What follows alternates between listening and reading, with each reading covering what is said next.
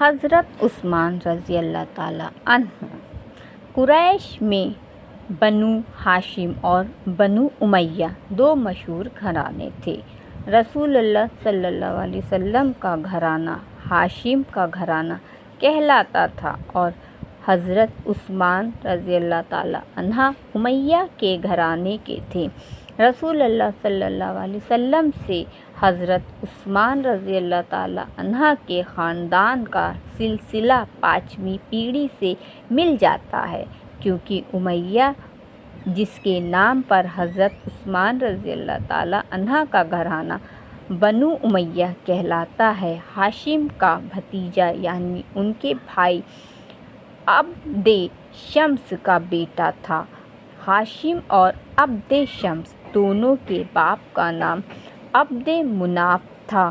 عثمان رضی اللہ تعالیٰ عنہ کے والد کا نام عفان تھا اور وہ امیہ کے پوتے تھے۔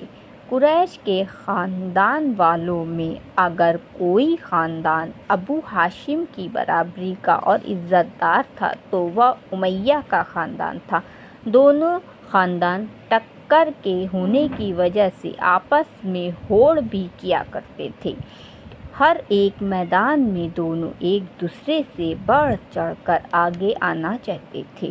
قریش کا قومی جھنڈا امیہ کے خاندان کے قبضے میں تھا۔ جب کسی قبیلے میں امیہ قریش کی جنگ ہوتی تھی تو اسی گھرانے کا سردار قریش کی ساری فوج کا سردار سمجھا جاتا تھا۔ ابو سفیان اسی خاندان کا سردار تھا۔ حضرت عثمان رضی اللہ تعالیٰ عنہ حضور صلی اللہ علیہ وسلم سے 6 برس چھوٹے تھے۔ اسلام میں آنے سے پہلے بھی وہ بڑے نیک اور ایماندار انسان تھے۔ اپنی جوانی کے زمانے میں عرب میں شراب پینا معمولی بات تھا۔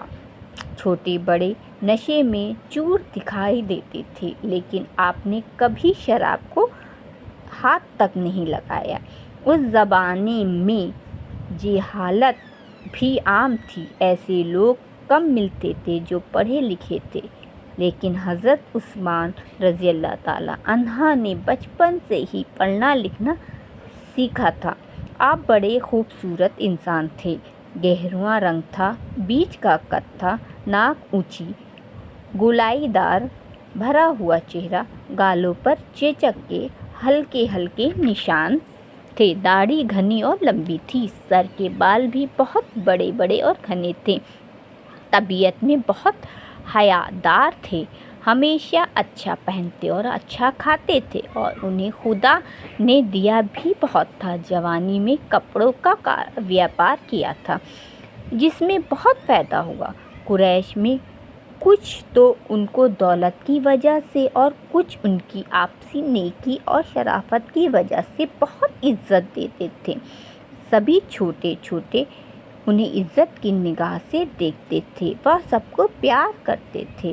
اکثر عورتیں بچوں کو یہ رولیاں دیا کرتی تھیں، خدا کی قسم تجھے مجھ سے اتنی ہی محبت ہے جتنی محبت قریش کو عثمان سے ہے۔ حضرت عثمان رضی اللہ تعالیٰ عنہ حضرت ابو بکر رضی اللہ تعالیٰ عنہ سے 4 سال بڑے تھے۔ جب حضرت صلی اللہ علیہ وسلم کو نبوت ملی تو حضرت عثمان رضی اللہ تعالیٰ عنہ 40 برس کے تھے۔